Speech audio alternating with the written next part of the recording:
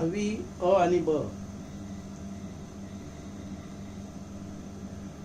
आपण दोघांसाठी हा व्हिडिओ तयार करतोय, सेमी तसंच मराठी मीडियमसाठी. अतिशय शांतपणे जो भाग आपण घेणार आहोत, ज्याच्यावर चर्चा करणार आहोत, तो भाग आपल्याला परीक्षेला आहे असं गृहीत धरून आपण त्यावर चर्चा करणार आहोत. न्यू टॉपिक याच्यासाठी घेतला आहे की जो दोघांसाठी कॉमन असावा, म्हणून we will start the new chapter, that is circle, वर्तुळ. 10वी ब वाले वर्तुळ. 9वीला सुद्धा आपण वर्तुळाबद्दलची माहिती, वर्तुळाचे काही महत्वाचे प्रमेय जे डायरेक्ट आपल्याला उदाहरण आहेत. आता तर 2 व्हिडिओ सकाळी येतील, एक माझा असेल, एक अजून एक व्हिडिओ असेल इंग्लिश मीडियमसाठी. 10वी ब चा व्हिडिओ, हा जो माझा व्हिडिओ आहे हा 10वी ब वर असेल, 10वी अ ला वेगळा असेल. आपण काही टर्म्स आहेत निगडीत वर्तुळाशी, त्या बघूया.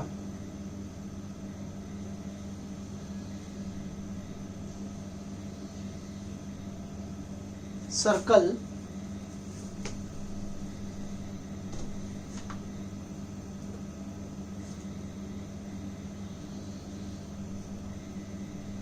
the points, infinite points which are the same distance from the center. एका बिंदूपासून समान अंतरावर असणाऱ्या बिंदूंचा संच म्हणजे वर्तुळ.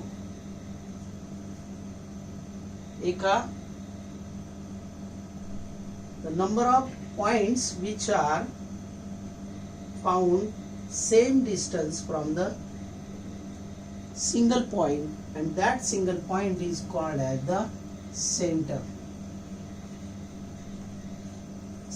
of the circle. Then the line joining from center to circumference. वर्तुळ केंद्रापासून वर्तुळावरील कोणत्याही बिंदूला जोडणारा रेषाखंड, त्याला आपण त्या वर्तुळाची त्रिज्या असं म्हणतो, radius. The line joining from center to the circumference is called radius.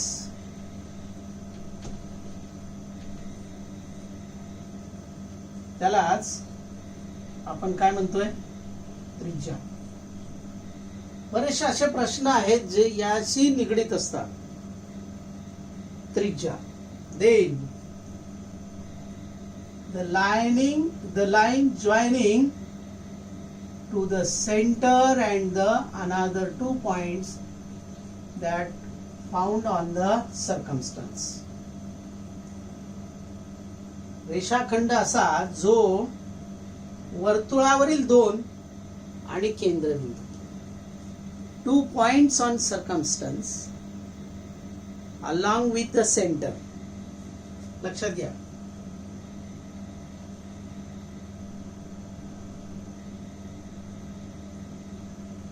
MN, M आणि N हे सुद्धा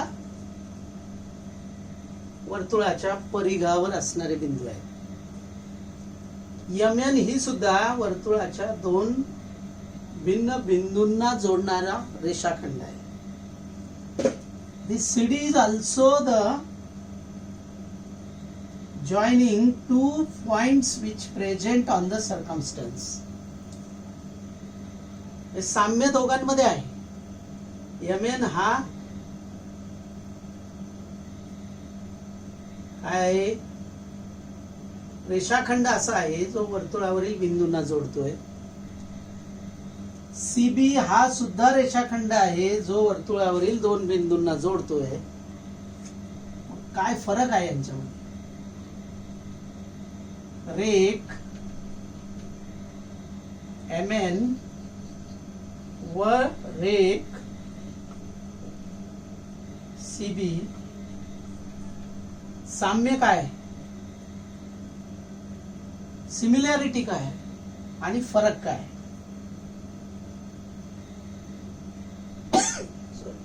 सिमिलॅरिटी काय? These lines join the M and N point which present on circumstance. Line CB is also connect the two points which present on circumstance. म्हणजे MN रेख MN हा सुद्धा M आणि N हे परिघावरील बिंदू जोडतोय. BC हा सुद्धा परिघावरील बिंदू जोडतोय. मग यांच्यामध्ये फरक काय? तर CB is passes through the center. That means line joining the two different points that present on circumstance along with the center.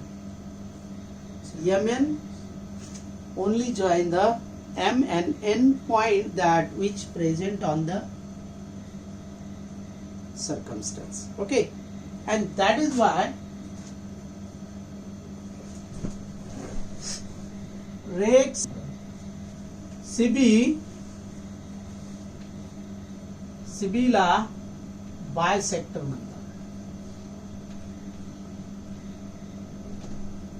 आणि रेख MN ला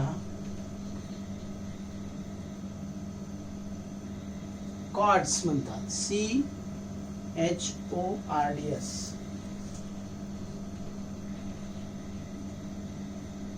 याला मराठीमध्ये आपण याला व्यास म्हणतो आणि याला आपण जीवा म्हणतो. लक्षात घ्या काय फरक आहे? MN परिघावरील दोन बिंदू जोडतोय. CB परिघावरील दोन आणि सेंटरला समाविष्ट करून घेतोय. आणि हा महत्वाचा फरक आहे म्हणून याला CB ला व्यास म्हणतात तर MN ला जीवा म्हणतात. CB joining the point present on circumference along with the center. MN join the two points, only two points that present on circumference. Okay, म्हणजे आता किती कन्सेप्ट आले आपल्या? एक आली त्रिज्या, इंग्लिश मध्ये त्याला radius. Symbol is used to indicate the radius R. Then bisector, in English it is also called as diameter. D, the relation between D and R. सगळ्यात महत्वाचा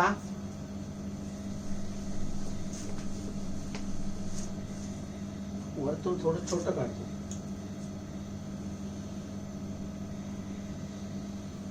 Okay, O is the center, OA is the radius,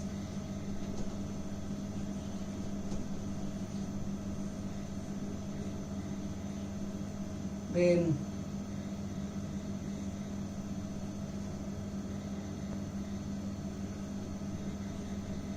BC is the diameter or bisector.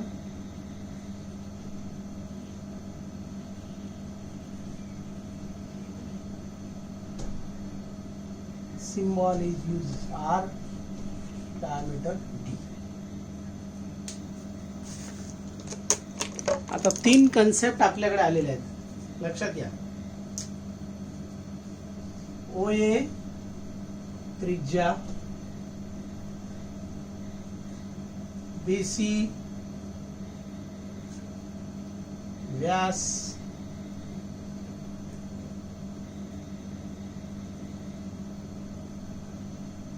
mn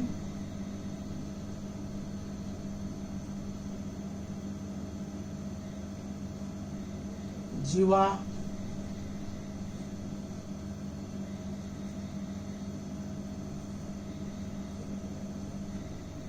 किंवा quartz.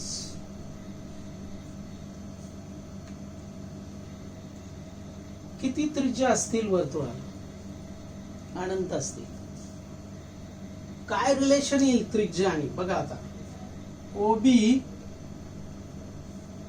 ही एक त्रिज्या झाली, जिला R आपण symbol दिलं. OC ही सुद्धा त्रिज्या आहे, याला सुद्धा आपण R. मग याची लांबी काय येणार? BC ची. जर B दरम्यान O दरम्यान C आहे तर BC ची लांबी काय येणार? BC is equal to length of BO plus length of OC, that is length of BC is equal to R plus R. Length of BC is equal to 2R. आणि BC लाच आपण काय म्हटलंय? Diameter. म्हणजेच D is equal to 2R. This is the relation between diameter and radius. हा सगळ्यात महत्वाचा. याच्यावर एक तरी प्रश्न तुम्हाला येणार, कुठेतरी प्रश्न येणार. आणि प्रश्न कसा आहे? तो एकदम सिंपल असतो. हे फॉर्म्युला लक्षात ठेवा. D बरोबर 2R. मग D किंवा R दोघांपैकी कुणी असेल तर तुम्हाला कॅल्क्युलेट करता येईल. तुम्हाला R दिला तर D कॅल्क्युलेट करता येईल. फॉर्म्युल्यात काय बदल नाही. तुम्हाला काय विचारलं त्याच्यावर अवलंबून आहे. फॉर एक्झाम्पल, जर या वर्तुळाची त्रिज्या 3 असेल, the radius of this circle is 3 centimetre. प्रत्येक वर्तुळाची साईज ही त्याच्या रेडियसवर, त्रिज्येवर अवलंबून असते. लक्षात घ्या. किती त्रिज्या आहे त्याच्यावर त्याची साईज. मग R बरोबर 3 सेमी असेल तर D बरोबर काय? असा साधा प्रश्न आहे. O केंद्र असलेल्या वर्तुळाची त्रिज्या 3 सेमी असेल तर त्याचा व्यास सांगा. फॉर्म्युला जसा आहे तसा लिहा. जे विचारलंय त्याला इकडे राईट साइडला ठेवा. D is equal to 2R. Then D is equal to 2 into R is given to you. D is equal to 6 centimetre. त्या वर्तुळाचा व्यास 6 सेंटीमीटर. समजा तुम्हाला व्यास दिला. O केंद्र असलेल्या वर्तुळाचा व्यास बरोबर 8 सेमी, तर त्रिज्या काढा. सेम फॉर्म्युला लिहा, फक्त R काढायचा तुम्हाला. तर R ला इकडे ठेवा. 2R is equal to D. आणि that's why 2R is equal to D. Then R calculate करायचं. R is equal to D by 2. That is why R is equal to 8 upon 2. R is equal to 4.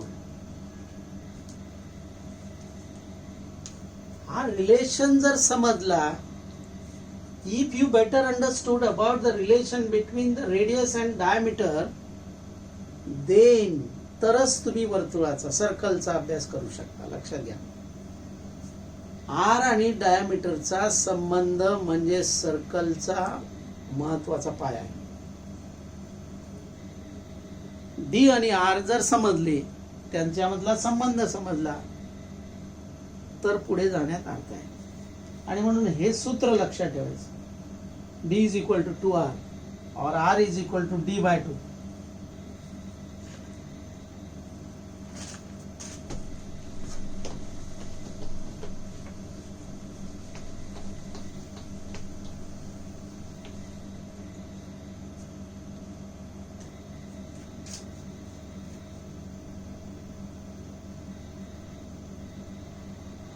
P केंद्र असलेल्या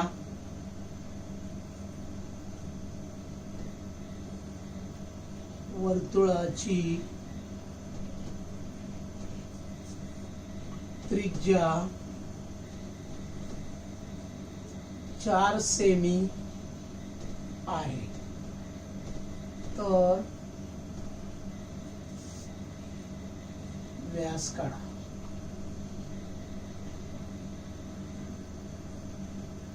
असा simple प्रश्न.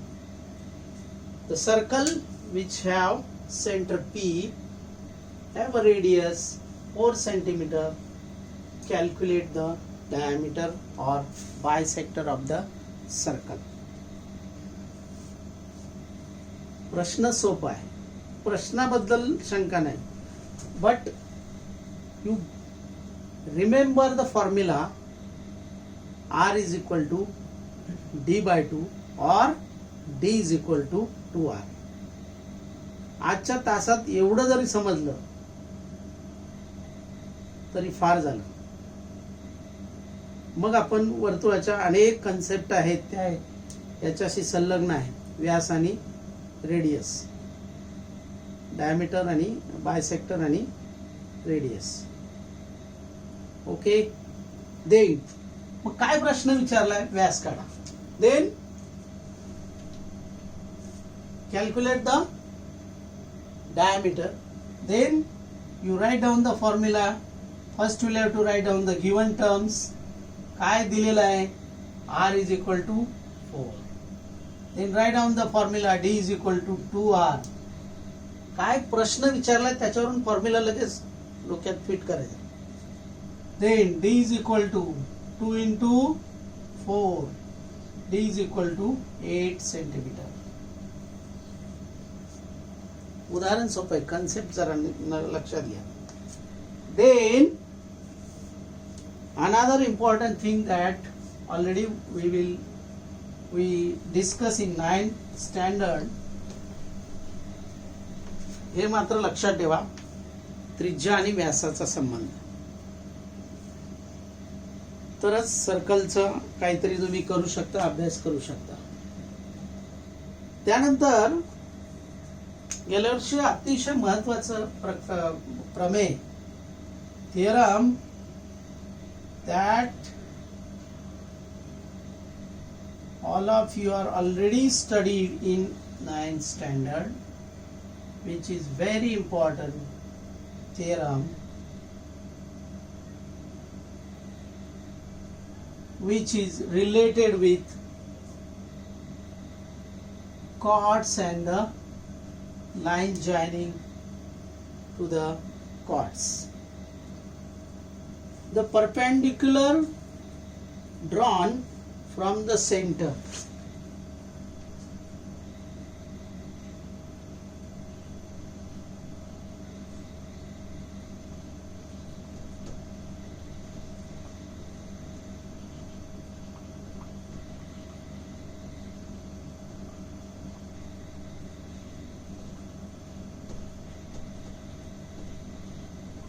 the perpendicular drawn from the circle from the center to the chord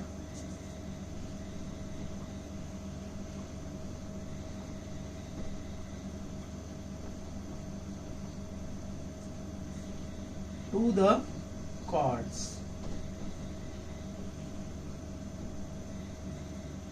chords bisect the chord.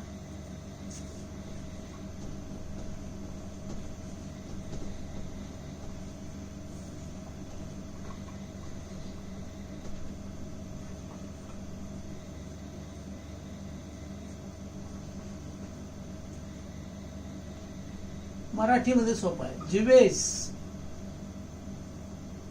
लंब असणारा रेषाखंड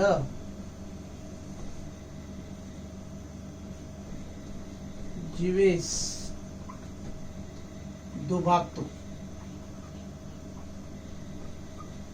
हे theorem आपण मागच्या वेळी. आता याच्यामध्ये लक्षात घ्या, कॉर्ड्स आलेला आहे, जीवा आले, व्यास जीवा आलेली आहे. जीवेस लंब असणारा आणि सेंटर इथे क्लिअर सांगितलं. The perpendicular drawn from the circle from the centre to the chords bisect that chords.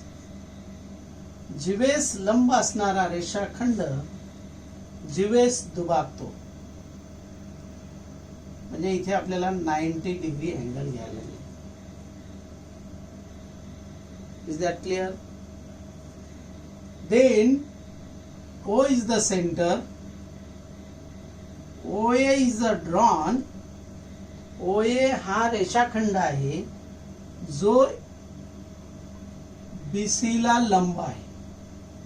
That means given term आपल्या काय झाल्या, काय दिलेलं आहे,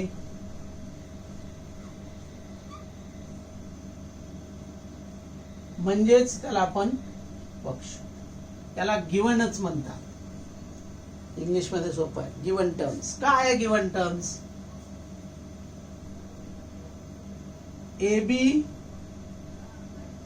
is a chords of circle, then OA perpendicular to BC. This is given to you. पक्ष O केंद्र असलेले वर्तुळ,